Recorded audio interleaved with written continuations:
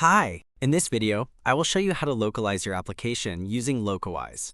This tutorial uses a sample Spring Boot e-commerce project.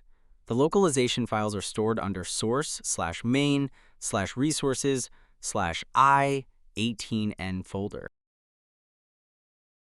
Here's the content of the messages_en.properties file. I have around 300 keys that needs to be localized. All I need to do is create a new workflow file under .github/workflows folder.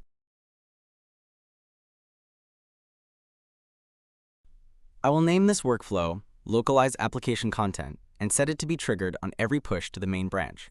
I will also grant it permission to open a pull request so that new PRs can be opened every time I update my source localization file. Now, I will paste the content which contains the magic. With this short snippet, I explain to Locawise what my source language is, where it is located, and which languages I want my app to be localized to. I also give Locawise context about my application and describe some key terminology to make sure that the localization is flawless.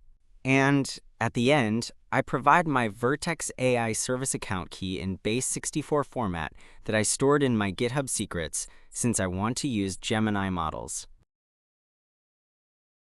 And these two final steps are needed to open a pull request with freshly generated localization files. You can change the title, labels, and the description of the PR in any way you like. Now let's commit and push the changes and let the magic begin.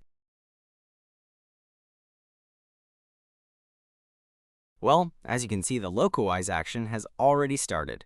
Let's take a look at what's going on.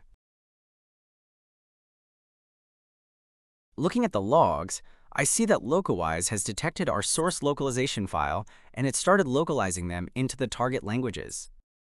Under 30 seconds, my application is localized to 6 different languages. Let's check the PR.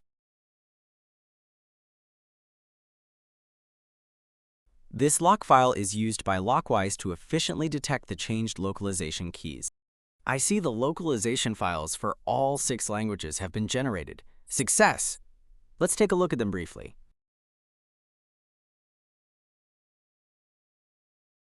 This is how you localize your application with Locawise.